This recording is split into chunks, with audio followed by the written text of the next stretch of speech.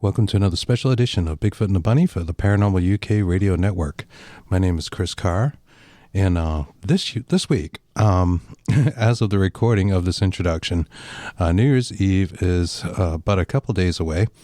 We're going into 2022, and Kristen and I thought it would be a good idea to give you guys a show, an interview that we did earlier in the year before we were on Paranormal UK Radio Network. This is with Dr. Joe Gallenberger, and it's about psychokinesis in manifestation. And it seems entirely appropriate with the new year coming. We do think 2022 will be a year of rebirth, both on a personal level and also on a human level. And we hope you guys enjoy this. It seems extremely appropriate. And also, we wanted to give a big shout out to our Paranormal UK Radio family, Mark, Irene, everybody with the family. Just happy holidays and happy New Year. We really appreciate being here. So without further ado, let's move on to that interview.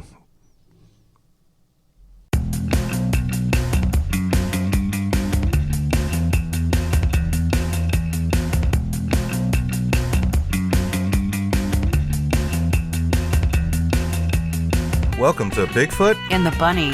This is a couple's journey into the mysterious, the unknown, and the paranormal.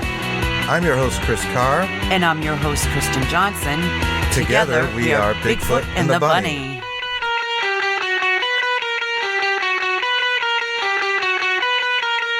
Dr. Joe Gallenberger is a clinical psychologist with 30 years of experience as a therapist. In 1992, he began to investigate psychokinesis, or PK, the ability to influence matter using the energy of directed consciousness. This unique energy is useful in healing and manifestation.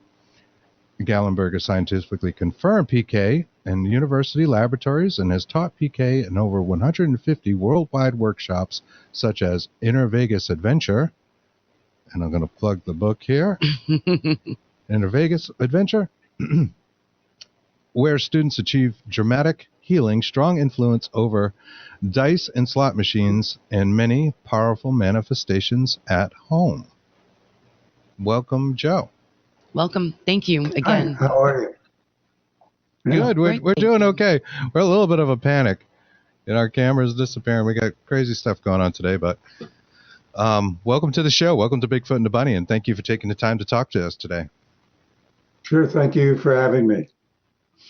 We'd like to start out with asking you, how and when did you get involved in psychokinesis?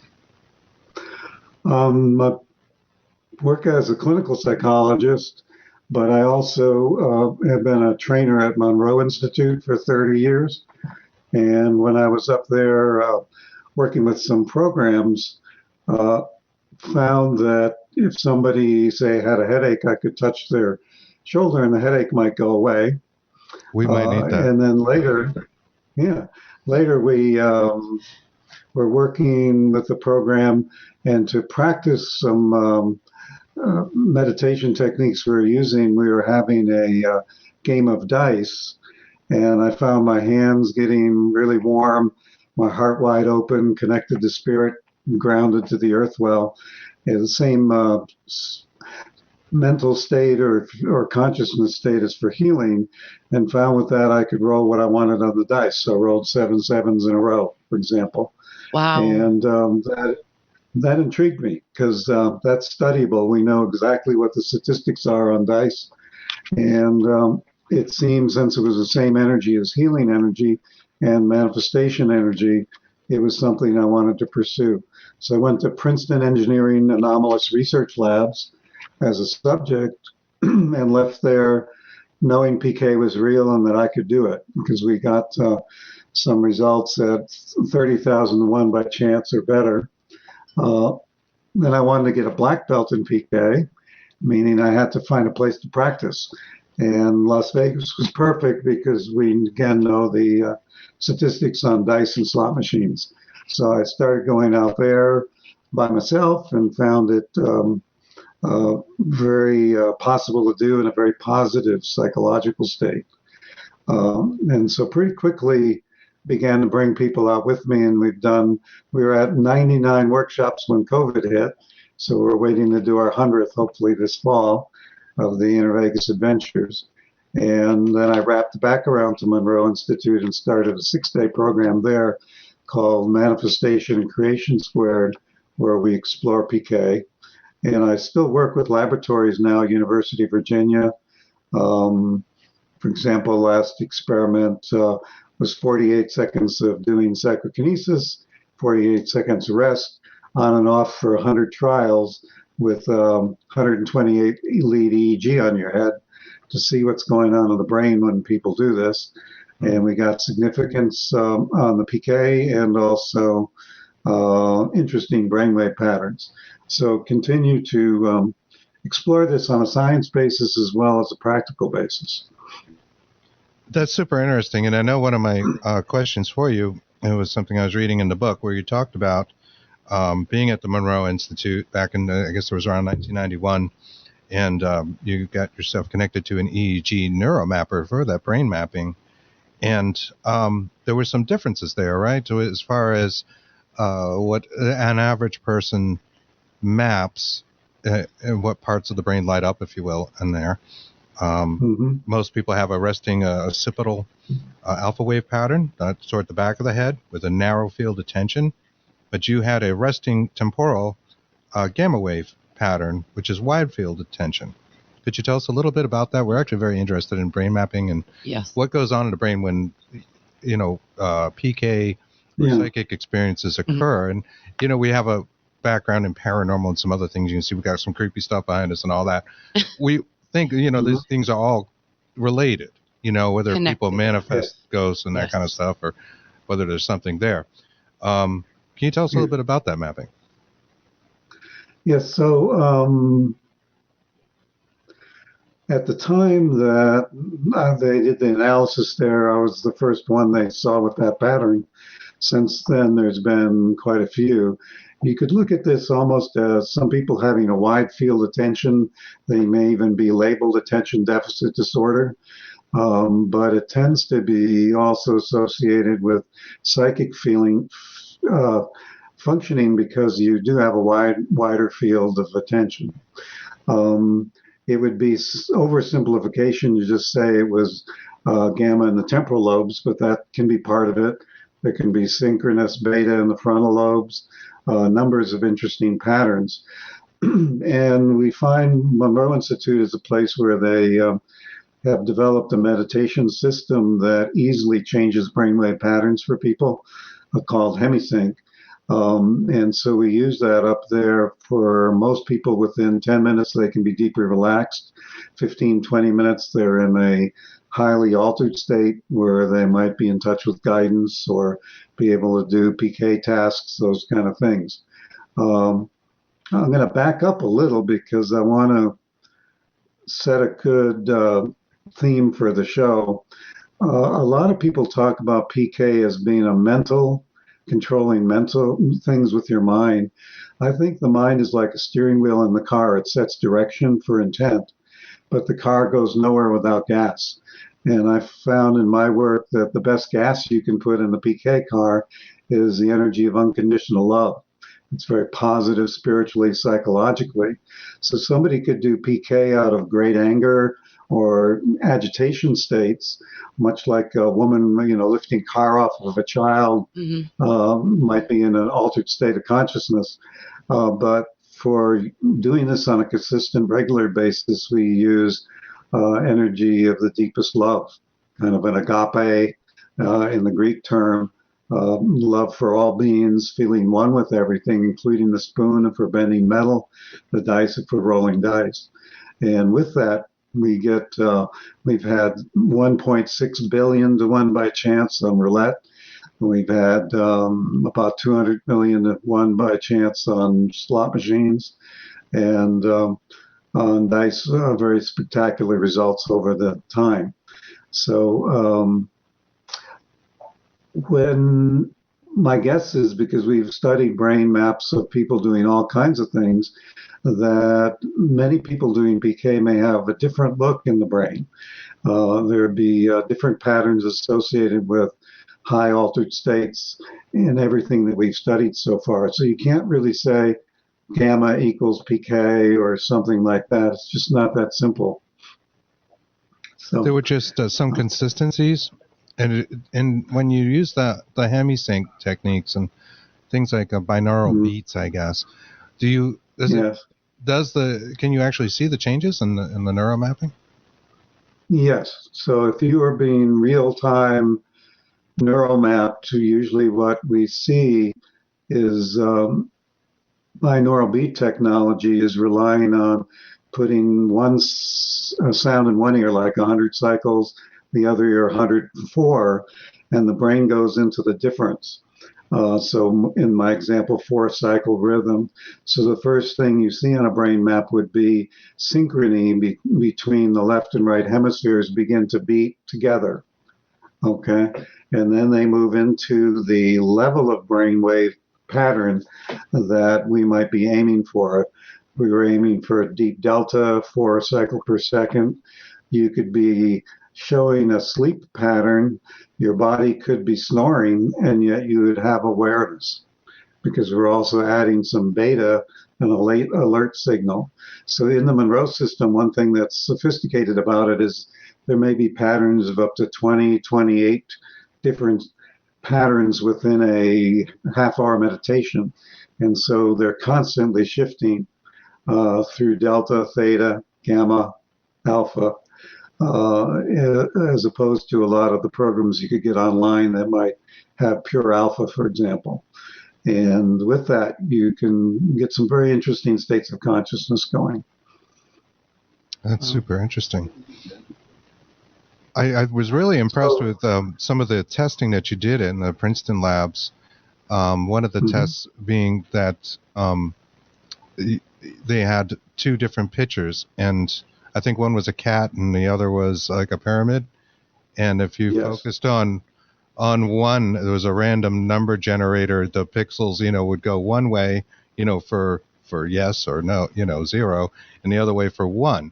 And you could influence it and actually create the picture instead of it being a blur of 2 pictures. So that experiment is called ArtReg. They've used that a lot because it is of a pretty high interest to people. Like, you can select 2 different things, and I went the computer's picking 1s and 0s for 1 for, say, the cat picture, 0 for the pyramid. And you get into an excited state, think about how much you love cats, and go, here, kitty, kitty, kitty, and get your heart wide open, and you begin to see that cat come locked in clearer and clearer. And that one was, I think, 30,001 by chance when I did it. They also had the height of a fountain bubbles by random hydrodynamic law. So the column height of the water keeps changing. And the task was to make the water column high. Of course, you can't touch this. This is all behind glass, lit by laser light. It's real pretty. And then 15 minutes high, 15 minutes low, 15 minutes control. And we got a z-score of 12.97. 1.96 is once in 100 by chance. And so 12.97 being it's an exponential scale is pretty much off the charts. Absolutely.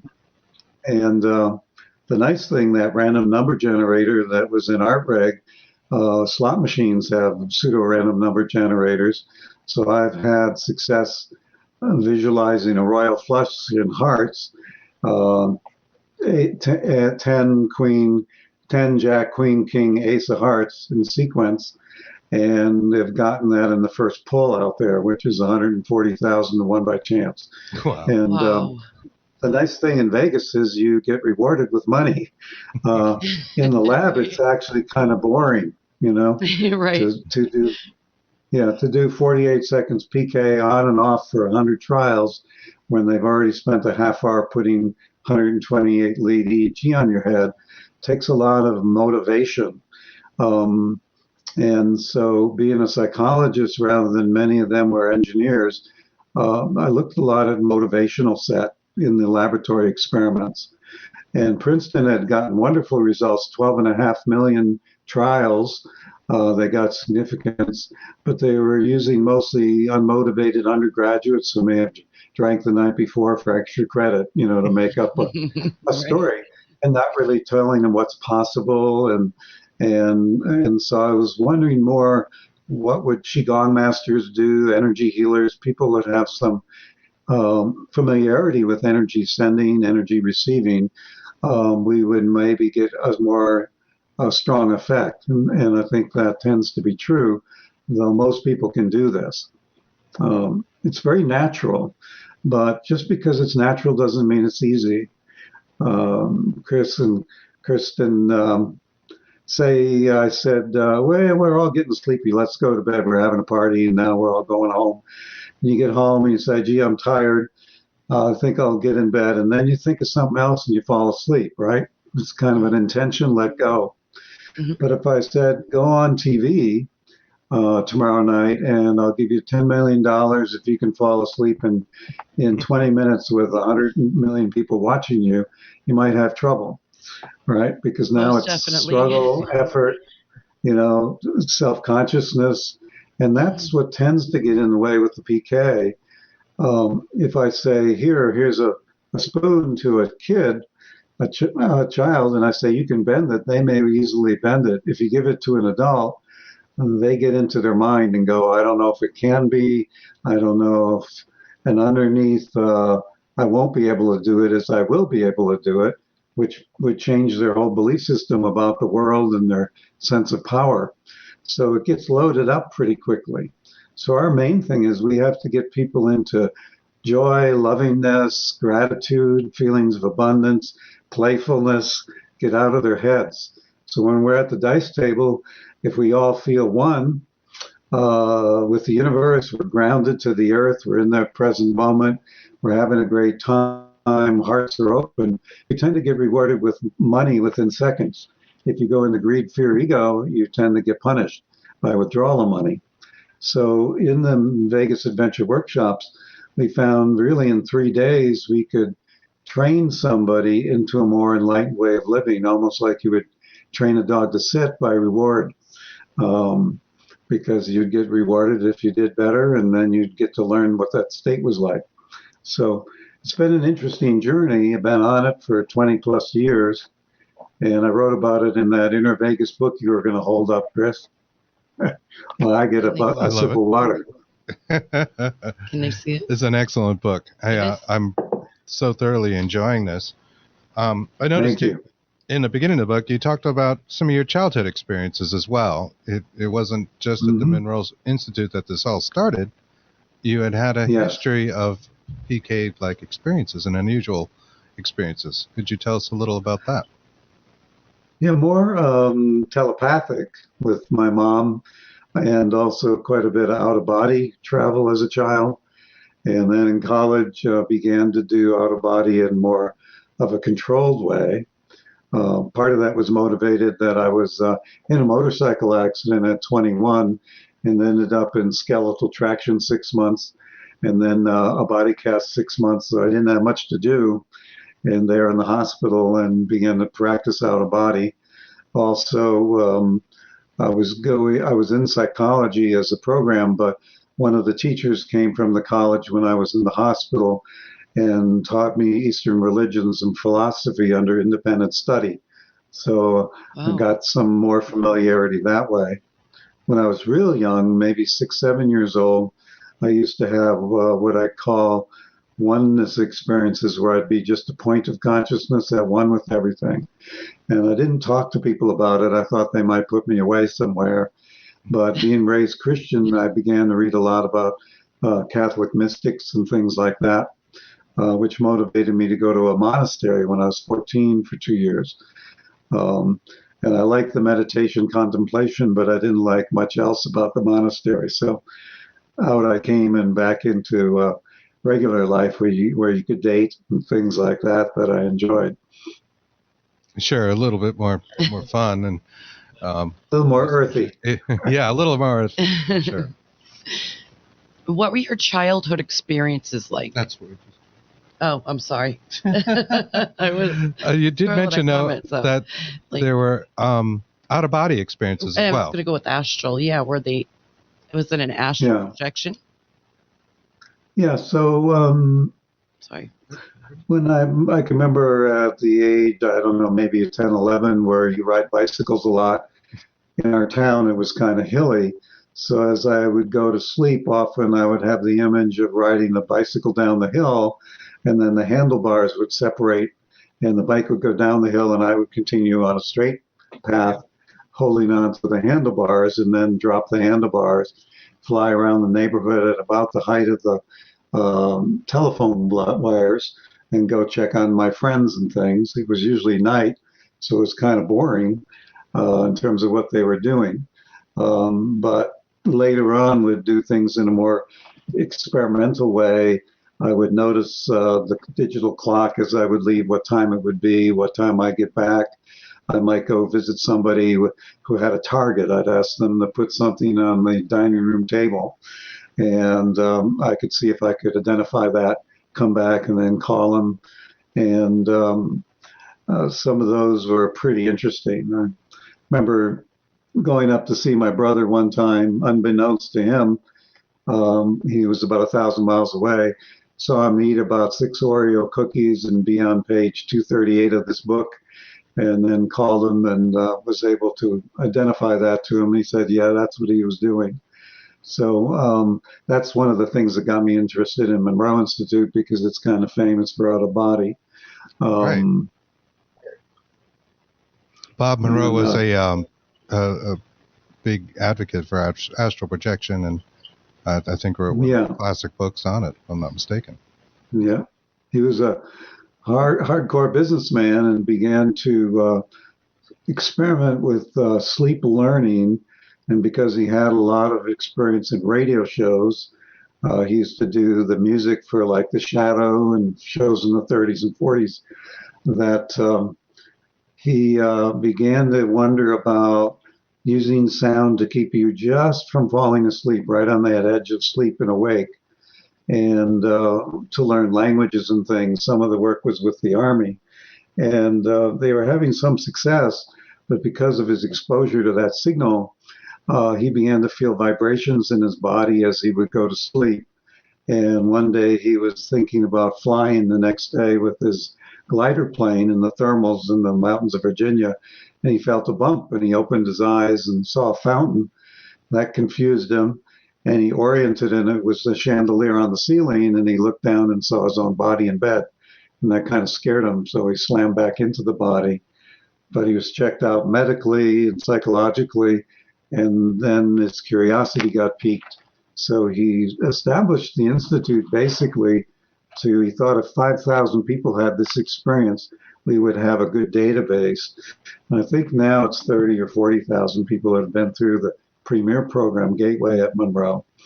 I love training there because people have all these interesting experiences.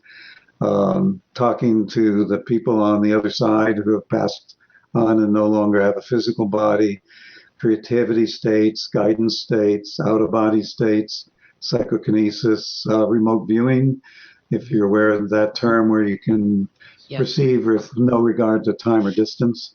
Joe McMonagle was remote viewer 001 in the government program, and he ended up marrying one of Bob's children. So he still talks occasionally at Monroe programs, Joe McMonagle. So it's kind of a big, beautiful family. They've moved virtually with COVID and hoping to reopen again maybe August, September for the residential programs. Yeah, I just actually got my second COVID shot today. Mm-hmm. So I'm waiting to see if there are any. Thank you. I got my first on Monday. Side effects. But we're actually taking remote viewing classes for the last couple of months with a mutual friend of ours, Michelle, that I mentioned in the email to you. And I'll tell you, and I don't want to talk about us too much, but I wanted to tell you an interesting thing that happened to me actually the other day that's kind of related to this. Now, Michelle had told us that there would be a good chance that we would have pretty vivid dreams, and we should keep a dream journal, right? Which is something I've done in the past. Yes. It tends to help you remember those dreams. But I had this dream where there were things going on in the dream, and at some point in the dream, I took a nap. And when I took the nap in the dream, I astral projected. So it was like a dream within a dream, and it felt very much. And I do have some experience with astral projection. I used to have them also, like when I was in middle school. I believe it or not, I was really into this stuff, and I was far better at it then than I am now. Now I have a really hard time getting it to work properly. But I'm in there, and I have this feeling of floating, and like I know I can will myself to fly and do these kind of things, and I did. And I was in this, like a dream where you're in a familiar place. It was in a town, and everything was slightly pixelated, and that's what I thought was interesting about this. Almost like a video game, but not. It was just it seemed computer generated in a way. And I woke up from I got scared because of the way I had fallen asleep. I was afraid I was going to fall over. Remembered this, snapped back to the body, but in the dream, got up and continued to have the dream. So when I woke up, I was like, oh my God, what just happened to me? I astral projected in a dream. It made me think about like simulation theories and things like that. Like, yes. Did I go to another layer of the onion of consciousness, of reality? Right. There was this kind of pixelated view within the astral projection. So it was very strange. Yeah. But I just wanted to throw that in there. Consciousness is really fascinating, and people that do a lot of lucid dreaming. I actually stopped lucid dreaming because sometimes I couldn't no longer tell when I was asleep or awake. For 20, 30 minutes, you'd be going through your morning routine and then realize you're still dreaming. And I found that disconcerting. These psychic abilities tend to go together. So a lot of people don't know, like Uri Geller was big on metal bending, and yet he was a world-class remote viewer. He could also do that, the target was a cluster of grapes, he could draw every grape in the right position. Joe McMonagle, who's a master remote viewer, can take a metal serving spoon and bend it to the place where they have to x-ray it to even figure out if it's still a spoon. So when you activate some of these psychic abilities, often others begin to generate. And I do think a lot of poltergeist activity is probably psychokinesis going on with often prepubescent girls. That area right at the beginning of puberty is common, but it's some people say I talked to a guide or whatever, and they say, how do I know this is real? Most people exploring consciousness have given up on the idea of real. There's an ancient book from Egyptian times, Middle Egypt, called the Kabbalion. The first truth is everything is real. Second truth is everything is illusion. Third truth is the biggest mistake you could make is deciding either of those statements are truer than the other. Kind of a paradoxical universe, it looks like. So, the truck going by, you don't want to step in front of it. It is real on this level. And then at other levels, I've had reports of people driving right through a truck and not getting hurt. Wow. When I'm out in Vegas rolling dice, I can often see through the table, right, to see the people's feet underneath the table, even though the table's made of slate or heavy wood. Time gets distorted in this psychokinesis task. So, and I think that's similar to healing. Any energy healing system I'm aware of, there seems to be a place where they wink out of time a little bit. So matrix energetics has a 2-point technique, rapid eye movement, desensitization. There's an intention to heal and then a distraction by doing that, tapping. And we see that with PK too. So I had an experience out in Vegas once where I rolled the dice and they seemed to just be turning slowly on top of the table. I felt I could go to the bathroom and come back and they'd still be there. And I did that till it felt boring. And I said, okay, land on 3-3, which it did. So you get into time and space issues, issues of consciousness, and could keep you busy for at least a lifetime trying to understand this stuff. Absolutely. I don't know if we'll ever figure out consciousness. We're trying like heck, but it is a quest. Yeah. Yes, it is. Yeah. But It looks like. Go ahead, Kristen. I was going to ask, when you're in Vegas and you're doing this, and I know you said everything is like you take it from the heart. You meditate first, and then you go downstairs, we'll say, and throw the dice. How about all the energy around you? You can feel everybody's energy. You can feel the energy in the room. Does that play a role in how maybe sometimes how your dice will come out, or when you're Sure. focused? What we're doing is we send a preparation manual before people even go. I interview them on the phone to make sure they're not going to out of a fear or greed state, like trying to find next month's mortgage, Right. And so it's people that are interested in energy work and risk, and taking risk, like in day trading, those kind of things, and meditation. And we use meditation techniques.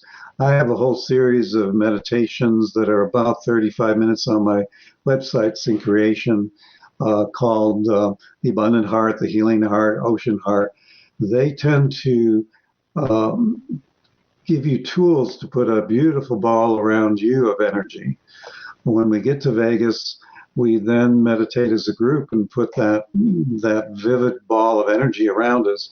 And as you probably know, like attracts like. So when we go through a casino, we see the people who are in love, the people who have just won. The neon looks beautiful. We don't tend to pick up the vibes of fear and greed that are plentiful out there, but we're in a different framework, if you will. When we get to the table, we have the table reserved just for us. The crews know us pretty well now. They burst into tears sometimes and say, give us some of this energy. And they become part of this zone, like in sports, a very high energy bubble. People in that area may come and try to observe, but the casino keeps them 6 feet away from us or so backward. And so if you go that way, the experience of Vegas is quite different than most people would experience Vegas. If you know those techniques and you go alone or with a loved one or friends, you can maintain that bubble. I'm not saying forever, but 4 or 5 days, sure. But you'd have to renew it with beauty of nature, meditating, those kind of things. Because if your energy got to a lower vibration, then you would probably pick up the greed and other things that are there. The negativity. Does that make sense? Yes. Yeah. Oh, totally. The negativity, Absolutely. definitely. I explained so that. This becomes Sorry. Yeah, this becomes training because there's negativity at work, at the mall, in airports, sometimes in your own family. And so you're learning to maintain a very high energy state. This is really my home study course called Sync Creation is designed to be a lifelong yoga of ever increasing your heart energy, your positive, empowering beliefs, so that you move through the world differently. And in this time of politics and COVID, that's been very handy for people because there's been a lot of fear and a lot of turmoil in the last, let's say, 12 months. But folks that are doing this, they move through beautifully.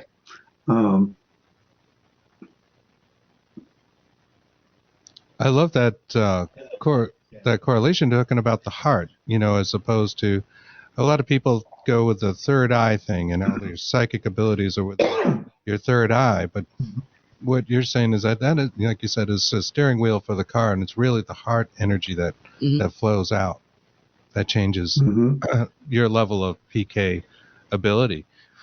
Do you find that besides being able to change odds, say in a casino, that it also influences other things like telepathy? Like, for instance, Kristen and I are always in each other's heads. And it's crazy. We're like we are. You would think we were the oldest married couple ever, because we're constantly saying, know what the other one's thinking, and like, oh my God, I was just thinking of that. We do that all the time. Is that more heart-based than, say, mind? And do you believe in the third eye, if you will? I'm going to back up and, if we use the chakra system for this to work well, you would have to have good rootedness if you're not grounded to the earth and really want to be here on this planet, even though it's a challenging thing to do, that's where I see most people who are of goodwill, maybe very spiritual seeking, and they have trouble with finances, relationship health. Usually it's because they're not grounded. So this starts with being grounded. Then the power center feeling comfortable and the heart center very open. Throat actually is important too because it's an area of expression. Third eye can be great for telepathic kinds of things, but projecting energy outward, it can be a PK point as well. And then the crown being open for energy from highest spirit. Usually we'll see as PK goes up, intuition goes up. So and telepathy goes up. So we have people say that in the casino, they might have a thought, gee, I'd like to meet so-and-so. I haven't talked to them much, and they'll show up right in synchronistic order right at the bottom of the elevator with you. People will have a lot of telepathy thoughts at the table. So if we three were at the table, I might be looking at Kristen, and I just know she's going to roll a 10. As 5, 5 equals 10. I can bet on that, and that will come in. So we have a table of 18 people, and say you two are on the one end. We put an energy arch around you, 2 people to really stabilize your energy and to send you good love, keep you grounded. And then at the other end of the table, where people were sitting there, we go, I think she's going to roll a 9. Yeah, I do too. 7 out of 8 people will know that you're going to roll a 9 next. And so we bet that.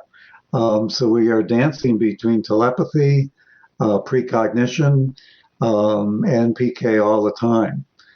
People ask me, well, at Royal Flush and Hearts, did you know which machine and use intuition to sit down at the right time? Mm-hmm. Or did you affect the machine? And I think it's both. Usually we will know when the timing is right and the place is right to project the energy to create change in the physical universe. And that tends to happen when you're in good space of when to ask your boss for a raise, when to call a person for a date, when to start a new project for business. There's a intuitional connecting with the flow, and then within that flow, beginning to actively influence that flow. Does that make sense? Yes. Absolutely. Yeah. It sure does. I love that it comes from the heart. I really do. Yeah. Being grounded and coming from, as I always say that, that's my thing. It always comes from my heart. And that's where I flow the energy from. So we mentioned the Princeton lab. There's a fella, Herb Mertz, I think it is. He wrote a book called The Selection Effect recently. And he was working with the random number generators. And he is an engineer, very dedicated. So he did 1 million trials by himself. But he'd get to a place where he was picking 0 or 1, the equivalent of flipping heads on a coin 12, 15 times in a row. When he get to that point, he would then begin to fear that he would not be able to do it the next time, and also the fear that he would be able to do it the next time because it would shatter his reality beliefs a little bit. And he would fail at that point when he would both be afraid of success and afraid of failure at the same time. Then one day he was sitting there and he began to think of his grandma, who he deeply loved. Her cookies she made, I don't know what it was. But when he was in that open heart space about his grandma, the success continued. And he couldn't just immediately say, Grandma, do this for me again. It had to be genuine. But he found if he was genuinely in his heart, he could continue the flow. And that's when at slot machines, usually I talk to my mom and dad, who are both on the other side, my 2 brothers. I'm in this love space after I've set my goal of a royal flush, for example. But then I move into the heart and then let that come through. If you stay in your head, it'll just trip you up. You don't have to kill ego, but you have to soften it. I love that. It reminds me of the adage, like with work and employment and the things you do in your life, If you love what you do, it's no longer work. Right. You know, if you're in a happy space with life and comfortable and you enjoy it, and it, for whatever reason, Yes. it no longer becomes work, and it just flows, and things just flow naturally. Mhm. You know, rather than being Yeah, desperate. I use almost like a balance scale where if you were in 90% fear, oh my God, I'm going to go ask for a raise, but I hope they don't fire me. And 10% desiring that raise and feeling worthwhile and good for that raise, you're probably going to get what you don't want. As you get to 50-50, things, not much happens. 60-40, where you're 60% in good desire, happiness, 40% fear, things begin to come in, but with glitches. As you get to 80%, they come in easier. 90%, they begin to manifest with lots of synchronicity, serendipity. And so you don't have to have zero fear. But if you can get the fear down to 10% or less, that's when things flow in relationship and business, in life and PK. It's a free choice universe to me.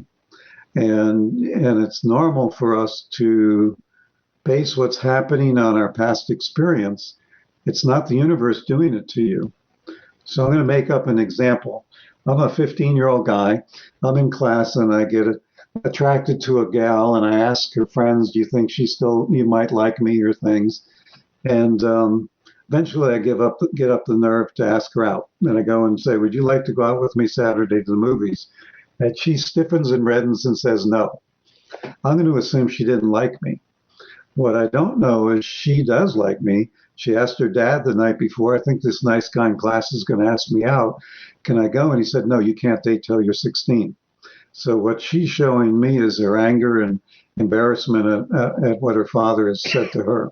Mm-hmm. But now I've had an experience and I make a conclusion. She didn't like me. I wait 3 months and I get the eye of somebody else and begin to be attracted to them.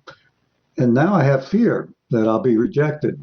So I go up to her at the wrong time, sweat under my arms, and say, well, you wouldn't want to go out with me, would you? When she's with her cool friends, my timing is off. And she says, oh, get lost. Now I got 2 episodes of experience, and that's going to tend to be what I repeat over and over until some blessing comes along, something changes it. So, a lot of people think they may not deserve good or they don't have talent. I find it's almost never that. It's more this idea that there's some patterns that you make conclusions from. And in a free choice universe, until you choose to change those, they will continue often. Does that make sense? Yes. It totally makes sense. Totally. You know, where we have this kind of, paranormal experience, unusual experience background. Like, what I wonder about the correlation between that. Like you mentioned, the prepubescent teenage girls, and that is something people talk about in those circles. Teenagers, there's a lot of hormones being able to influence things and create poltergeist-like activity. Let me ask you, when you do the slot machines, you probably find no difference between a computer slot machine and a mechanical one, or does it matter to you? Does the device matter, I guess, would be the question. They're pretty much all computer now, even the ones that have the old handles. Mm-hmm. They may have had mechanical insides at one point, I don't know. But the ones now are, through their pseudorandom number generator, are picking 1,000 hands a second. And they're just, paralleling what should happen, poker by chance. And so it's not true that, so you could play the machine for a half hour and leave, and then the next person gets the jackpot. If you had just stayed, you would have. It's very timing down to 1,000ths of a second. I think usually in laboratories, scientists like this, what we call micro PK, working with random number generators, things that are changing at a quantum level very quickly, versus macro PK, meaning levitating something across the room, bending metal with your mind, those things. But basically, the difference would be your belief. So, people ask me, could I affect a machine on internet computers, like a gambling site that's located in the islands? Probably you could, but you might conceive of it as farther away and harder to deal with, and therefore it would be. Initially, best I know, the Russians thought the PK field was about 4 or 5 feet from the body. U.S. Americans dealing with this felt it was unlimited, and they got results to prove both of those. So in the U.S. studies, we do PK affecting things in the past, as long as no human has observed it. One guy was in Antarctica one time, and I asked him to send a number to a group in Vegas, and he sent the number. I kept track. I didn't know what he was sending. In that workshop, we rolled a lot of 5, 4 equals 9s. 80% of the 9s were 5, 4 versus 6, 3, and they should be equal by chance. When I got home, he sent an email saying he was thinking 5, 4 equals 9. So somebody in Antarctica, just one person, sending it that great distance to us could have effect. So I don't worry too much, of how the mind makes the dice roll a certain way, how the mind gets the metal to bend, how the mind affects the computer. There's some quantum physics articles by PEAR Lab you can see online, talking about some theoretical underpinnings, but we don't know exactly how it happens except to know that the ego doesn't do it. And there doesn't seem to be a limit unless we put the limit on it.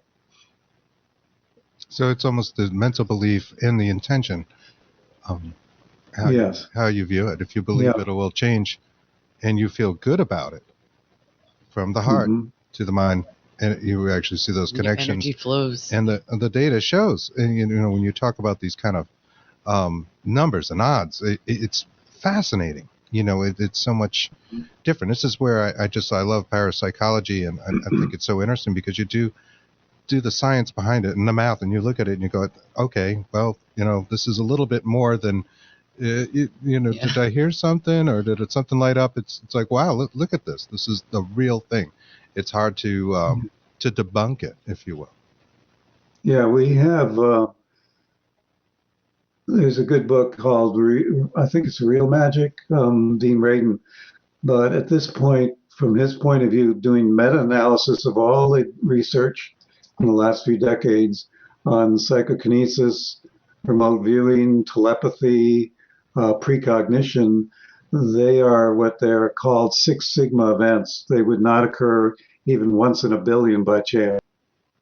And those are getting pretty strong. We put out a new drug when it's 101 by chance. I'm doing the MC² program I mentioned with PK now virtually from Monroe Institute, and we have people around the world. The last group, I think we had, 15, 16 people. And we had each of the people at the same time in their country roll the dice 10 times, looking for doubles. We know they should come up once in 6 times by chance. So we can take the amount of people in the group and times it by 10, divide it by 6. So in that group, I know we were supposed to roll 18 doubles by chance. We rolled 34. So in that 10 minutes or less, we were changing people's belief systems because 34 versus 18 by chance is very significant. And when we do light bulb lighting with PK energy, we've measured 400 volts electricity off our hands. Wow. The metal bending has been looked at under electron microscope, and it looks different than if you bent the metal by force. There's a good book called The Metal Benders by 2 physicists from England who look at this stuff. So we look pretty deeply on it scientifically. On the energy healing, we can see energy affecting DNA and changing how tightly it's wrapped and how many messages are going on in DNA. They do experiments with bacteria in vials where there might be 100 million bacteria in this container, and we know this antibiotic will kill 97% of them within 15 minutes. if we have a healer put protective energy around that vial, there'll be a high survival rate of that bacteria even an hour later. So the experiments are getting pretty sophisticated to get away from placebo effects and fraud and different things that could be in the way. So I think it's pretty hard now to be an open-minded scientist and say this has not been proven, from my point of view. Absolutely. And even the placebo effect itself is Sure. fascinating, because you can measure the placebo effect, and it's just people's belief that, that drug did work for that particular ailment. Yes. Yeah. That's right. Very fascinating. Yeah. A couple of comments out there in chat. Robert Honing says, there are many things that only exist if you truly believe they do.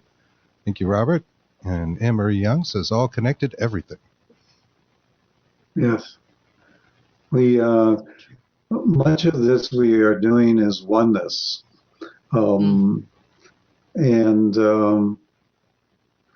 ego tends to have a little trouble with oneness, So much of what we're doing is softening the ego by moving into the heart. You can move out of your mind by vigorous physical exercise, by connecting, with earth, with nature. But one easy way is to move into a very strong, loving state. And so, I had a film made of many people bending metal. And it was interesting. Each person did it differently. One would talk to the molecules. One guy, he had a Oneida heavy stainless fork, and he wanted to bend the tines, was having no luck. So he remembered how much his dog liked to be massaged between the pads of their feet. And when he did that, the fork just went very simply. I have some examples if you'd like to see. Yes, please. Here's one that I did. Let's see if I can find it on camera here. Everything is reversed, so yes, us too. minute here. So I hope it didn't make somebody seasick. But that's the heaviest Oneida silverware. And if you try to bend those tines with your hand, you just make marks in your fingers. This is the heaviest Oneida spoon. I've got to go this way. There you go. And There you go. There you go. Perfect. there is so tight that it's hard to even see it. Oh, it's But twisted. a metallurgist looked at that and said that's physically impossible because the metal would break. And I even have a picture of somebody, I didn't see this done. It was done in a lab in California where somebody twisted a pencil into a pretzel. So a wooden pencil. Come on. Oh my gosh. Wow. So we have some fun. I guess That so. certainly does seem fun. Now I want to do that too. Yeah. Geez, that's something I haven't tried. And I do remember Uri Geller, of course, he was pretty famous. Often on TV, and a lot of controversy and stuff surrounding him, but he seemed to really be able to do these things. And he was in independent university labs, and they would take his shirt off so he'd be naked from the waist up, and they would have master magicians watching high-speed cameras in 4 different directions, all to keep from cheating to happen, and he was successful. But he was only 17 years old when he came, and my best feeling is the pressure got too much, and he faked a fake on TV. And because, again, he's a good remote viewer besides PK, he went down to Mexico and did a lot of work with oil and gas drilling, using the commissions from that for his favorite charity, which was children's charities, and went back to England. And he became active again recently, I think a little bit, but interesting fella. He claimed a specialness where my feeling is we can all do this.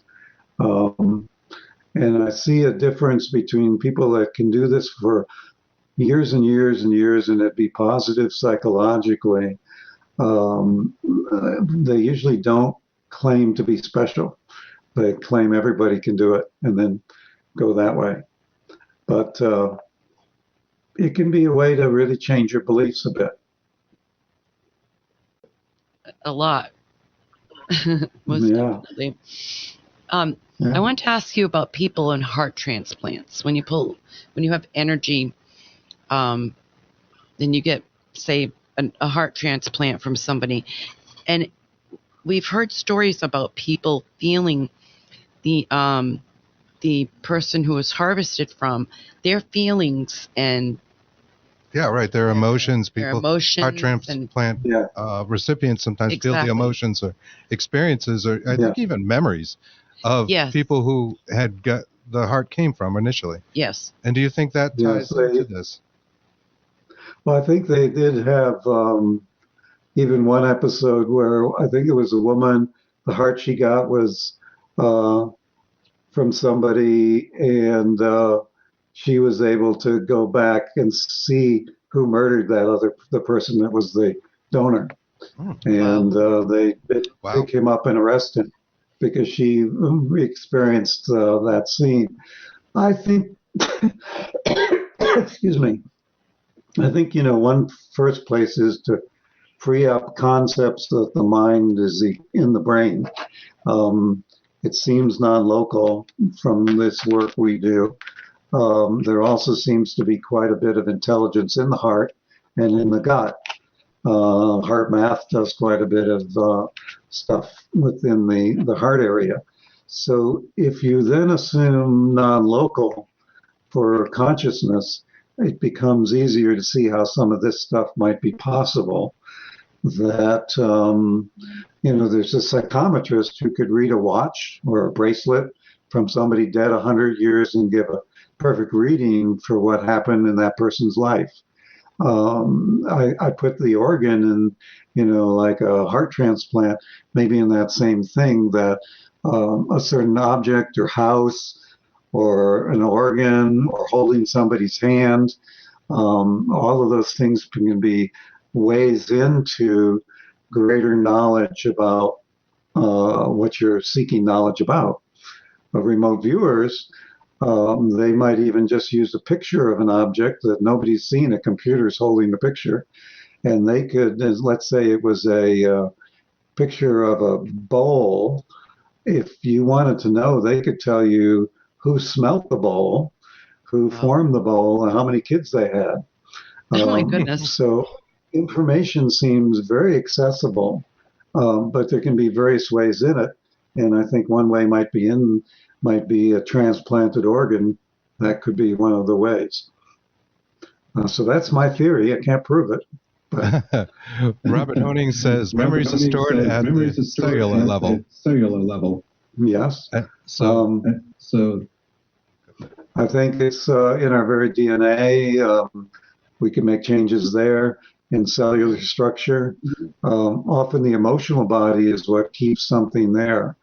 So, in that accident I mentioned I'm 71, so 50 years ago, my foot was almost torn off in a motorcycle accident. But at this point, no cell is there that was there then.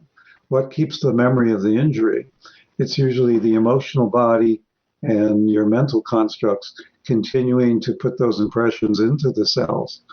And if you change that, then healing can occur at a much deeper level. So we've seen healings be instant if a person can change their belief and their emotion around it. Not all the time, but often that can be possible. Sure. And people that have had limbs removed sometimes, continue to feel them, right? That seems to be a thing as well, which is interesting. You mentioned feelings of oneness, and this, through your youth and going through the university labs, this oneness feeling.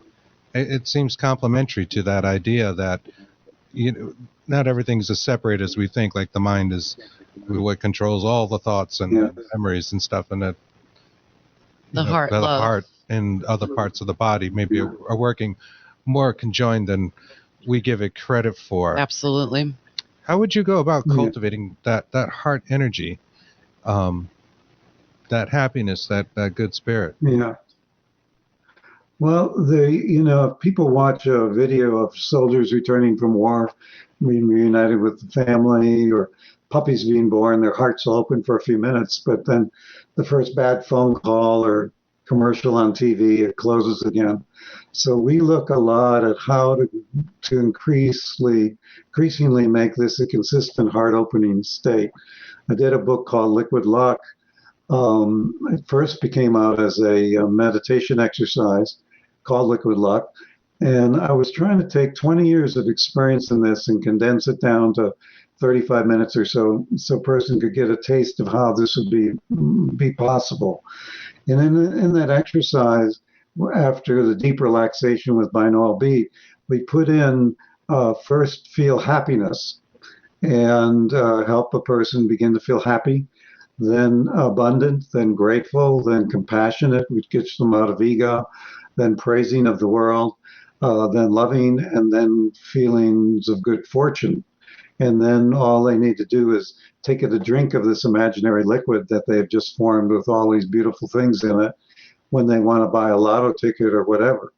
And within days, I got reports of winning lottos, selling houses, finding soulmates, getting business ideas, solving problems in business. That's amazing. And so I wrote a book called The Liquid Luck Handbook about it. But that was one way to give people a taste of opening their heart. Since then, I've accented that even more deeply with a series called the Heart Series, the Abundant Heart, Healing Heart, Ocean Heart, Forgiving Heart, where there is instruction in the meditative state to how to open your heart. And that's different for everybody. Somebody may feel kinesthetically that heart area warms up. Others visual might feel golden light coming into that area. Someone else may think of a loved one. Someone else may feel very grateful. But we help them cultivate this as a consistent, steady feeling, and then to keep it. So the image in Ocean Heart is your heart is a vast ocean of unconditional love. And then later on, things aren't going too well, you can just think of that ocean and recall a feeling of an oceanic loving feeling within your heart area, and it usually will return quickly. The main thing in the way is fear. I don't think love has an opposite, but fear clouds love. So my favorite saying, I have it on my wall, is fear is expensive, love is priceless, choose wisely. And so that. much of what we're doing is to really reduce fear. And fear can be a tough one if you're waiting for a biopsy result or you haven't worked in 3 months and your rent is due. It has to be a genuine moving away. So one of the ways we often do is first ask the person to think of all the things that they are grateful for, that their hands work, the miracle of the human hand, the beauty of nature, the books that they've read, the animals that have been in their life as pets, the people in their life that have cared about them, teachers in the past, what have you, and focus on what they do have, even if they're jobless at that moment, or even if they're waiting for that biopsy. And then they may see that as a big ice cream sundae, if they like sundaes, and what else they would like a free biopsy, negative biopsy result, clear biopsy, or that job coming in as the cherry on top of the sundae. But we're asking to hold the space of gratitude and awareness of all the things that are already going right. And for most of us, that's a lot. Even when I was in the body cast, I could celebrate breath. I could celebrate that I was in a place where people cared for me and brought me food to eat. It was hospital food, which was maybe not the most gourmet thing, but right. I was very grateful not to be starving, right? Very true. And people would come to visit, and I could smell the air in their coats and remember the amazingness of fresh air. And they brought in beautiful classical music so I could listen to Beethoven or Bach. So even in a body cast, there was a lot to be grateful for. And so if you can move into that usually will reduce fear quite a bit, reduce feelings of being victimized, things that would get in the way of manifesting positively or energy healing to occur. That seem to make sense to you guys? Absolutely. I was going to say, I tell my children that. I actually, tell them a lot to be grateful, be thankful for everything. Something worse could be wrong, or so this is what we do. Yeah. My friend Anne Marie is up there. Could you read that, please? I can't see. Sure. Anne Marie says, I'll show it on our stream. When you let the ego go and feel nothing, you are most connected to everything. That's a good way to put it. Her and I are very grounded and loving people. So, yeah, I think that word gratefulness is not used enough. Really. No, it's People not. don't think really about isn't. it, and it's something that we've talked about, and sometimes even like with eating. I'm not vegan, and I'll admit I feel a little guilt on the animals sometimes, and if I say something, at least just mentally kind of thank it for being there on my plate, somehow I feel better about eating it. It almost tastes better that way. Yeah. It's a little. I think, one of the big things is this has to be genuine. You could put somebody into what we call New Age guilt by saying you should be grateful, for the peas on your plate you don't like because there's starving kids in Asia or whatever it could be. Right.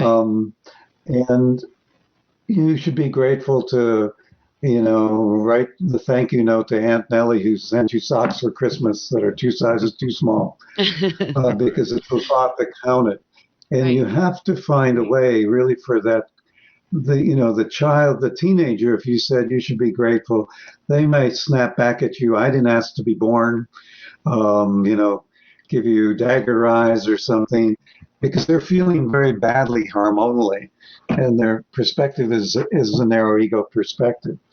So you need to meet people where they are in their pain, and but often can then move them to this place of gratitude if you do that with unconditional love, without judgment of them, of where they are. Very. That type of thing. So we don't want, you should be grateful to become another pat answer. Sometimes, there is a place for genuine grief. When my brother died of suicide, when, I had a wife who had lost a child of cancer at 6 years old. There's in the humanness we have, there's a time for mourning and an expression of negative emotion. We don't want to repress all that and just be stiff upper lip in a new kind of way, always grateful, because it would be false. We have to move to genuine gratitude. And it could be a little bit of a journey to get there, but that's where we want to go. Life is a range of emotions. That's absolutely true. I don't think repressing them would be healthy. And humans themselves are just in a range of array of emotions. That's the life experience and our consciousness. Right. Yeah. From one perspective, some people have had the vision in a near-death experience, or a vision from the other side when they look back at a life where they see how everything was in perfect order, and there's a knowingness of it is all good, if you will. But that's a perspective beyond black and white, good and evil, pain and pleasure. Sure. And that paradoxical reality we talked about, one needs to have respect and compassion for a person who's vibrating in a reality where there is good and evil, and is in a reality where there is pain and pleasure. I have my own knowingness and faith that we will be at some other level at some point where we see things maybe differently, but the validity of our experience needs to be honored without then going into just mulling around in victimhood for 20 years. Absolutely. It's funny you mentioned the near-death experience. We interviewed an NDE last year at some point, and I'm sorry if she's out there listening to this. I can't remember which one she was that said this, but when she came back, she actually changed everything in her life. It wasn't in order. Everything was wrong, and she realized her husband had been cheating on her, and she sold her house and a car within a week of coming back to the life consciousness, and she fixed it, and she was so happy, and she was the most positive person, that you would talk to. She said she felt more at peace in her heart as well. And I really like that part about it. And I'm so glad she's doing well. So that's fascinating. Yeah, people make those kind of changes often when they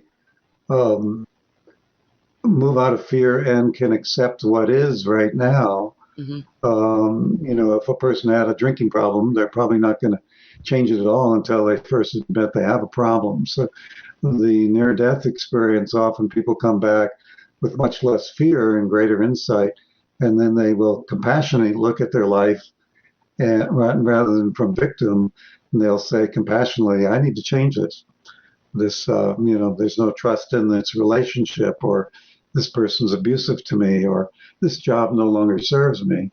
And they can do that with much less fear because they know at the deepest level that they're okay and that they're loved and their experiences are treasured.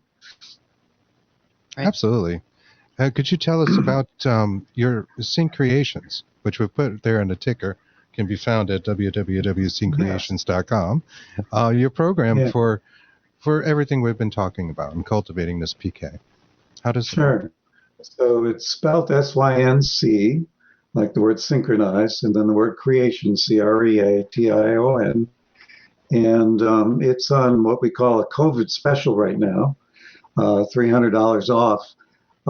It started with my brother's suicide, thinking, how can a good man, he was intelligent, hardworking, honest, etc., how can things not go well?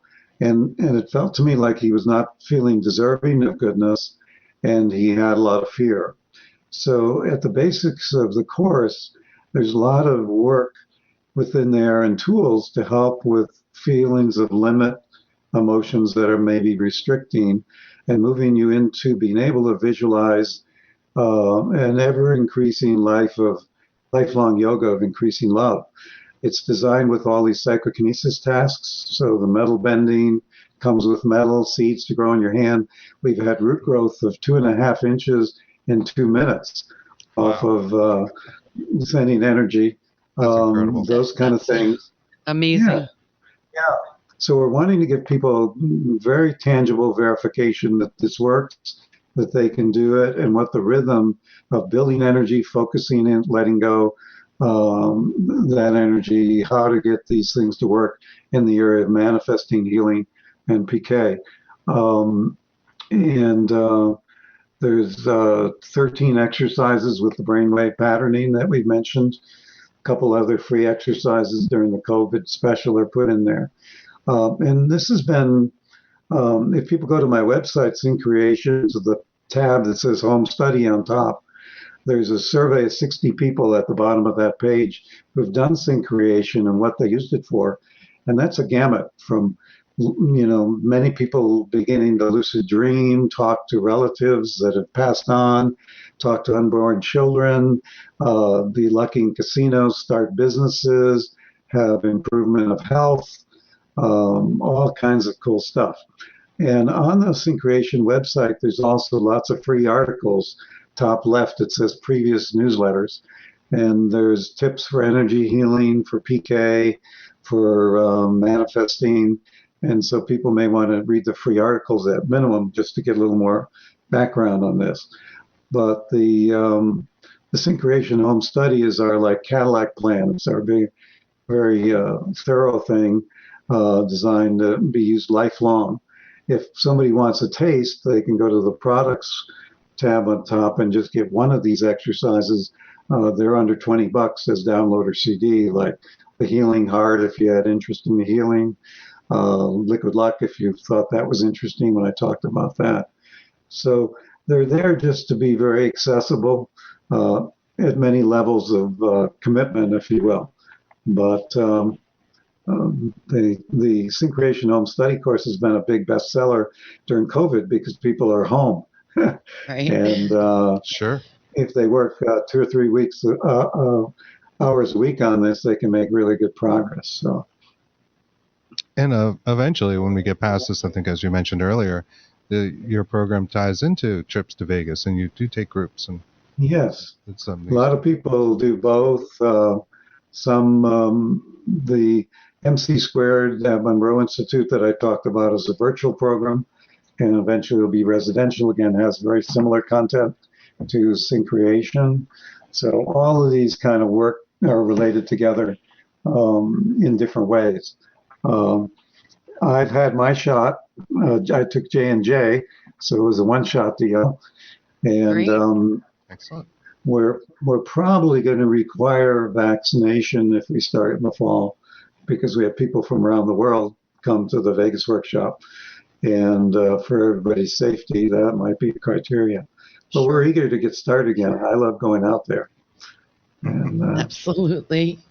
Yeah, it's a great way to think of it. You know, we've been to the casino and had some runs, and I like them. I don't do it a lot, but the dice. That was one of the things that drew me to your book. And yeah, I've had those times where it just felt like I'm never going to crap out here. And people were making money off it. People give me tips and go, you know, this kind of thing. Now, not the kind of odds you talk about in these books, but I feel like there was something there. You know, it just felt good, and it was a positive thing.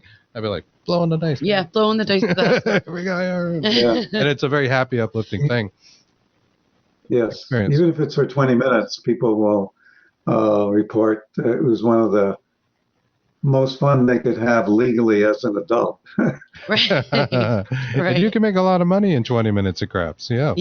It's a very fast-moving game. Yeah. I'm more of a blackjack girl, so. Yeah. That can work too. As we've come to find, blackjack is real good with intuition. Doesn't matter. Thank you. She has wicked intuition. Keeps me on the straight and narrow. Yeah, so I don't know. It's going to be interesting to see. I think, you know, one of the reasons to do this stuff is for personal and then family. But above that, I think right now, culturally, it's really important we make the shift away from fear and into positive manifestation, because it is a free choice universe, and it's a beautiful planet that could be a paradise if we focus in those kind of areas. And so I'm very heartened when I see, you know, Monroe Institute put out some free meditations, about 10 minutes long, most of them at the beginning of COVID, one a week, a new one. And they've had hundreds of thousands of people listen.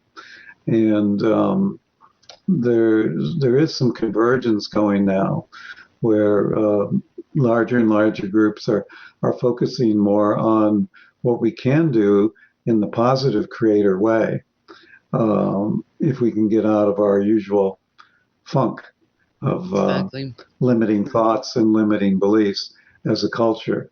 And things are coming up now for people to be very discerning. One other use for intuition is to try to decide what is truth and what isn't, because there's a lot of conflicting information out there. But I think my grandkids are going to have great lives. I'm an optimist. I just have that feeling that we're going to turn this around.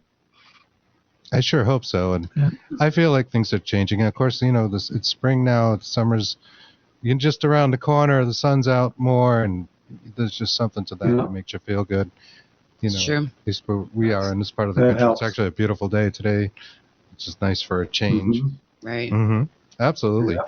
I do want to ask you one other thing, or just make a point. The random number generators that we talk about when you discuss these studies, I think they're quantum, aren't they? They're really generating at a very, very high rate of speed. Yeah, well, they are. There's the genuine random number generators, best I understand, which is what we use in scientific labs. They're a little bit more pricey. They are based on quantum uncertainty. So there's quantum things going on in nanoseconds or even less period of time, very, very fast, as you mentioned. And that is used in the decision-making process by the computer to decide what number comes next. There is something called a pseudo-random number generator. That's what's being used in most slot machines. It's making decisions also at least 1,000 times a second or more. off of a mathematical route. Both of those are influenceable, and again, it doesn't even seem like time is relevant. So we could take a data pack that no human has looked at that's 30 years ago in the Princeton lab sitting there. And if nobody's looked at that data, you today could say, I want it to be more ones than zeros, for example. And it's likely that it will be when they open the data pack. So this stuff seems independent of time or distance. But yes, the random number generators are moving at very fast rates of speed. That's so interesting. And I know there was a study, and I forget the gentleman's name who got this started, but I think you mentioned it in the book too as well, where we have these kind of random number generators, RNGs, around the world, and how they change. I guess there's quite a few of them around there based on the climate and attitudes of the country. Like during 9/11, they all tended to go to a 1 or a 0 in a pattern where the odds of that occurring were ridiculous. Yeah, when you, like at Monroe Institute, they had 4 or 5 different buildings on campus. The one building that people would meet to do group sharing on Wednesday in their gateway, which is kind of a peak day. It's a day in silence. In the morning, there's 3 exercises back to back. The random number generator would go into order in that room, but not the surrounding buildings. When you have a worldwide event like 9/11, about 10, 15 minutes before the event, these random number generators around the world went into order. This is called the Global Consciousness Project. Mm-hmm. And it's also gone into order with tidal waves, O.J. Simpson trial when we're waiting the verdict, Super Bowls, Obama's acceptance speech to the first time he became president. Times when 1 billion people are focusing on the planet, they around the world tend to go into order. And that's very much like that art reg experiment that I mentioned. There's also a global coherence project done by HeartMath in conjunction with Celeron, I think, which is an organization that came out of the Pear Lab. And they are measuring magnetic fields around the Earth when people pray, when people move into peaceful states. And they're seeing results too in magnetic fields. So you have the random number generators seeming to respond as well as magnetic field detectors respond. That's really cool. Yeah. I've never heard of that one with the magnetic field. It's so interesting. Yeah. And again, harkens back to that oneness, right? So the body, there's also ourselves as a collective, and it kind of speaks to the collective unconscious that people talk about often. Yeah. Absolutely. So, I guess really to nag a little on this today is if you can really open up your belief of how far your power could extend, how far your influence extends, how far grace can come to you, how you're independent of time and space. All these things change what is possible in your world. I think I might put in the Inner Vegas book an example of a fellow. He wanted a job, and he wasn't having much luck getting any results that he liked. And I said to him, his name was Bob, what would you really like? And he said, I think I'd like a job. He was a playful guy, about 2 months a year, outside in beautiful weather, surrounded by pretty girls. Okay. So we said, well, go into these deep meditative states and put that out. And he went into what Monroe calls Focus 12, which we have in the Syncreation Home Study. And he put that out, and he got a call from somebody he barely knew from high school who took him out to lunch twice and paid for lunch. And the guy sold him his business on Rehoboth Beach, Maryland shore in the eastern shore of the United States. And by the end of the year, he had 3 boats, a Lexus. Pretty girl in a bikini would ride in the boat to get everybody's attention. Coca-Cola or a local restaurant would have an ad one side or the other of the boat. And the season was 2 months a year. But for most people, as soon as you say a job 2 months a year, they laugh. Game over. That's not in their belief system of what a job would be like. Their belief system might be hard, unpleasant work, 60 hours a week equals a job. And therefore, that's what the box of possibility is for them. So as soon as you can open to a job 2 months a year, more magic can happen. Okay?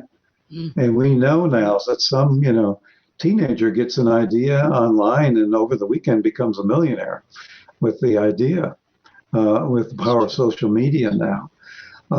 So our ability to change the world, to change the planet, to change our circumstance, to change our community is vastly underestimated by the way we usually think. And so my commercial is really to open up. And then as you build greater and greater heart energy, and that's matched by feelings that there is unlimited possibility, that's when the magic comes. And to realize we're in a magic world, the miracle of the human hand is magic. And so if you can have that type of attitude, then we're going to make the transition from where we are now, politically, economically, environmentally, to a very different world. It can be almost a blink of an eye. It's very true. It's amazing. It is. It's nice. So you guys like ghosts, huh? You like we do. poltergeists?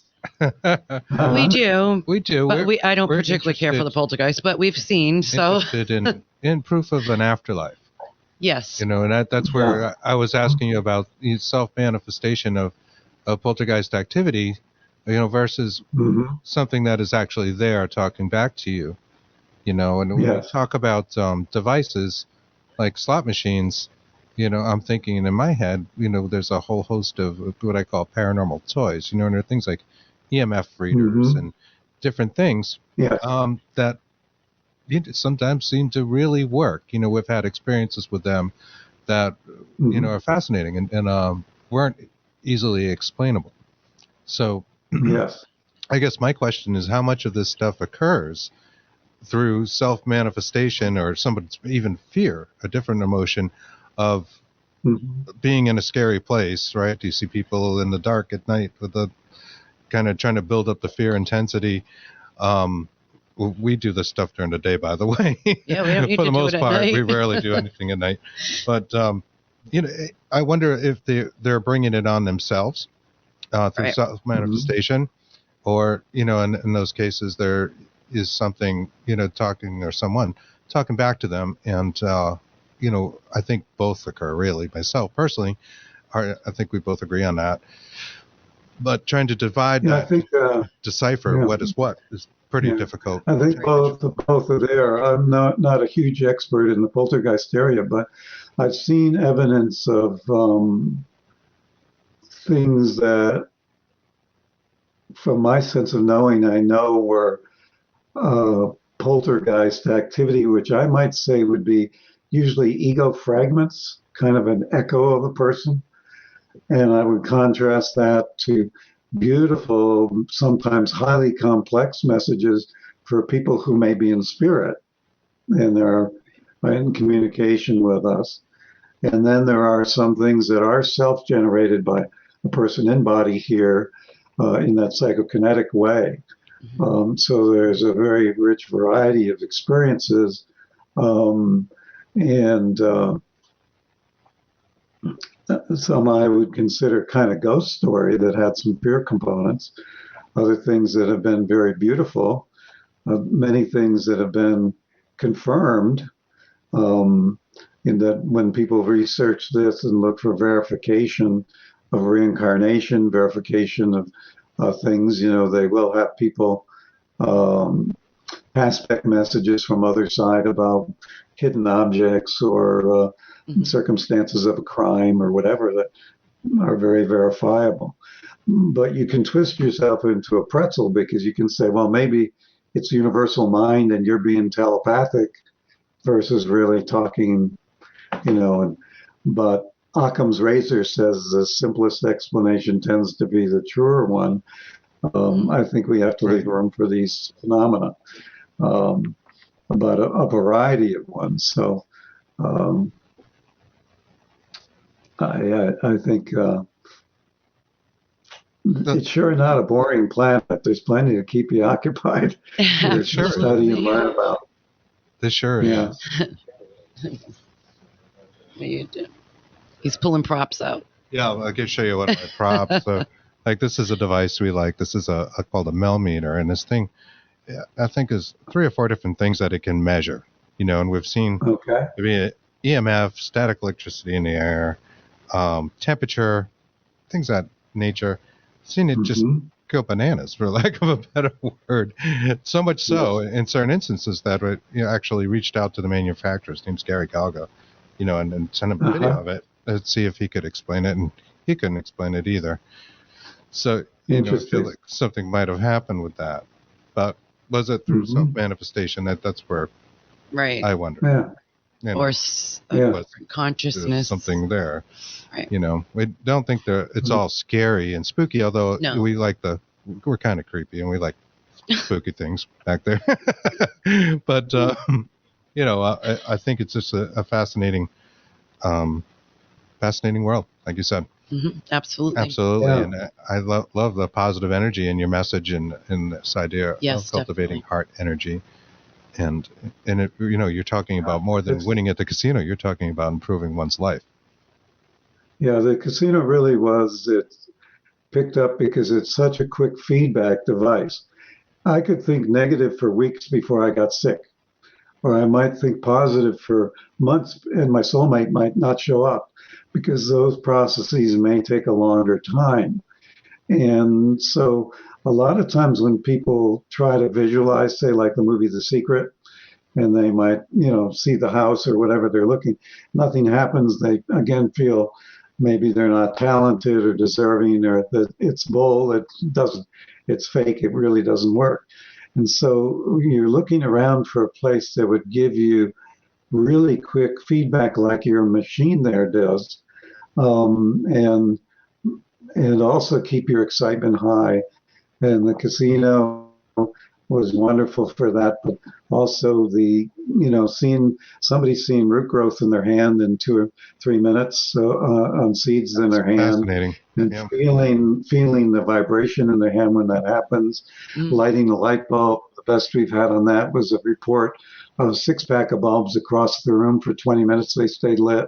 Wow. The metal bending, we've had amazing kinds of things there. Those give you confidence. And so that's, I do spend some time in the laboratory because I think it's good to help the science progress. But these things you can do in your own home even will change how you feel about yourself and how you feel about power, what kind of healing might be possible. Again, I think that's our next step. So I'd invite people that are interested in this at all to play with a little bit. Understand it can be a very positive spiritual and psychological path if you do it with a love energy in mind. Yeah, we're actually very interested in the program ourselves. So. Yes. Yeah, you may be hearing this after the show. Good. Yeah. I've done hundreds of radio shows, and quite a few have said, I think I'm going to have to get that same creation and try it myself. And that's kind of fun when they get to do that. Some go with the Liquid Lock book and handbook and meditation to go a little easier on the pocketbook to begin with, but enjoy that. So you'd be more than welcome. Thank you. We like to have, it's kind of a whole family now. Yeah. While we have a little bit of time left, let me ask you, what is meditation to you? So I think this is a word that's used in different modalities, if you will, in different ways often. Yeah. What is meditation to you, and how do you recommend people meditate? Is it a clearing of everything, not thinking about anything, trying to let thoughts just pass? If you recognize them, let them go. Is it the focus of, like a yellow triangle, and just trying to keep the focus and attention on that? Or being in your happy place. Being in a happy place, yeah. Yeah, I think, many Western style meditations are more of the mind blanking, letting go of the thought, and centering on the breath, something like that to focus, but you're aiming for a state of a very still or blank mind. And paradoxically, within that, becoming more aware, more conscious of things beyond linear verbal thought. Monroe Institute, they tend to use a way where there are preparatory techniques initially done in a half-hour meditation. The first 5 or 6 minutes are spent on things that help to clear the mind and calm the body. But then if something comes up, it's considered potentially a form of guidance. So to give you an example, in a meditation, I might see a flash of a red wagon. In the traditional meditation of mind blanking, you'd let that go. In Monroe, you would pull on that and see there, and you might have the memory or experience of being 5 years old going down the hill in a wagon and remembering how it was to be 5 years old, totally free of responsibility. And then there may be a verbal message saying, play more. And that happened to me when my first daughter was maybe 3 months old, and I was getting to feel too responsible, and it helped me really interact with her on a different level. It was win-win. So that would be more of a guided meditation often, visualization. So liquid luck, for example, I mentioned, would relax you first, get the mind blank, get the energies built, open the heart, have some good energy running through. And then there would be a guiding visualization to imagine this happiness, abundance, and etc. That might be useful for you. So I think you can use the word pretty broadly. Contemplation also was what was taught to me in the monastery. You would be out, say, in the beauty of nature or looking at a candle flame, and you are mind quieting to the place where you become aware of the suchness, all it is, the infinite present moment. So you lose any sense of linear time, and you lose sense of boundaries. So you'd be in a oneness state with eternal present oneness state.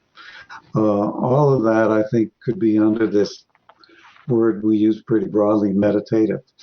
And they're all appropriate at different times. So they're all useful. If you were going to, you wanted to see, you're going to the doctor next week, and by then you want the result to be that you do not need a root canal. Okay. You may contemplate over the weekend, first, thanks to the teeth, thanks to your mouth, thanks to the energy body, thanks to all the help around you and support from angels, archangels, guides, moving your own energy. Yeah, moving your own energy and visualizing that tooth and that area of the mouth being in perfect health, and feeling the gratitude for that health, etc. And then when you go, we've had the reports of this. People go Monday, and the endodontist says, "What are you here for? You don't need a root canal. There's nothing wrong." Where the dentist Friday had said, "This is definitely, you need the root canal. There's so much decay." So I would say what that person did over the weekend was meditate. But probably also good to just enter that suchness, openness, oneness type of meditation once in a while, without asking for anything. It's like, I know the Catholics talk about, in many Christian traditions, different kinds of prayer. There's supplicative, "Oh Lord, won't you buy me a Mercedes-Benz?" There's gratitude prayer. There's contemplative. There's many different forms. And I would recommend being pretty good at all of them, including just being in the void, everything and nothing, infinite potentiality place, that oneness point, because it's exquisitely healing to do that. Absolutely. And we all have that capability. Some people get to it different ways: drumming, walking in the woods, dance. Some people use substances like ayahuasca and stuff. I don't personally recommend that. I think it can be an opening to other realms, but it may not be positive long range. Mm-hmm. And I've met many people who are meditators, using that word broadly, who say, Joe, if I didn't meditate 20 minutes a day, I don't think I'd even be sane. You know, and they might be very active, intuitive people with 3 or 4 businesses as an entrepreneur, but they take the time to center each day. I agree with that. And in this COVID time, you know, my wife and I made a commitment to meditate every day about 4 o'clock. And after that, we don't watch broadcast news. We don't talk politics. And I could feel the letting go of the fears of the culture and stuff as we reset our energies. Because we're social animals, and there's a lot of agitation out there right now. Sure is. Meditation is a good way to disconnect. Yeah, thank you for answering that, because I think that is a confusion for a lot of people. You know, they might be listening now. They might say, well, I want to start meditating, and they Google it, and then they get back 20 different answers that seem completely unrelated. Yes. And like, I don't know what to do. You know, and I like the correlation there with COVID and the news, especially last year when this all kind of set in. I knew it was really frustrating. And I kind of wish I had meditated more back then. We were, you know, just feeling that negativity, and I get to the point where I can't even watch the news, you know? Yes. Because it's quite toxic. So depressing. Yeah, very toxic. Much. Very negative. Everything is always negative and fear. Yeah. Yeah, a lot of fear. Well, I'd recommend that person who would like to start, or even start when they've been meditating in the past but haven't in a while, to get something with the binaural beat and other sound technologies now. It's just a lot easier to, in 10, 15 minutes, begin to be in a meditative state and not have that frustration of trying to quiet your mind by yourself and not having much luck. It doesn't have to be as hard as it used to be 40 years ago to enter a meditative state. So that's wonderful technology. Hit my website. You would want to use headphones or something like that, right? Because you have the headphones work real well with that. Yeah. Earbuds. Yeah. Yep. Let's your website again. That's you just said check this website. Absolutely. It's www.syncreation.com. Syncreation.com. For those of you that are listening to this on a podcast, that's spelled SYNC, creation, CREATION.com. Yep. Absolutely. Well, we would love to thank you for your... Google Joe Gallenberger, I should come up. If you Google Liquid Luck, I come up pretty much a lot of places. So. Yep, Liquid Luck. And, of course, the book that got me started with you was Inner Vegas. And that actually was from your Jeffrey Mishlove interviews. Yes. Which were fascinating. We love Jeff's show, and he does such a wonderful job up there. And he's great. Some of the best stuff I can come across on the internet as far as interviews. We really look up to him. Yes. So that's Have you guys seen the Superpower film that just came out? It's 10 episodes. You go to superpowerfilm.com, and they had all the episodes for free last week, and now you'd have to buy them, but they may have some other way to get in touch with them. And they had 40 people, Bruce Lipton, Dean Radin, myself. I'm in probably 6 or 7 out of 10 episodes. Wow. But it's a beautiful series on intuition and human potential, one communicating with animals, one for children and what potential is with children. So that's kind of my latest project I was in. And it was kind of neat. We're going to definitely check that out. Yeah, I just brought that up on my computer. We're going to put it on. Looks pretty cool. Yeah. And of course, we're a week late, but that's okay. We got to talk to you directly, so we were actually we're very lucky. We feel really very fortunate and grateful. Absolutely. Definitely. Just speak with you. My pleasure. You. We appreciate it. So folks, go check out Dr. Joe Gallenberger at his www.syncreation.com, and also check out superpowerfilm.com, which I just brought up. Looks super interesting, and we'll probably be checking out ourselves right after the show. Yes, we will. I'd like to thank you for your time. Okay. Thank you again. We Oh, you're welcome. You guys have a good rest of the weekend, huh? Thank you. Excellent. You as well. Try. Thank you so much. Okay. All right. Bye-bye. Bye-bye. Bye. Take care. Thank you.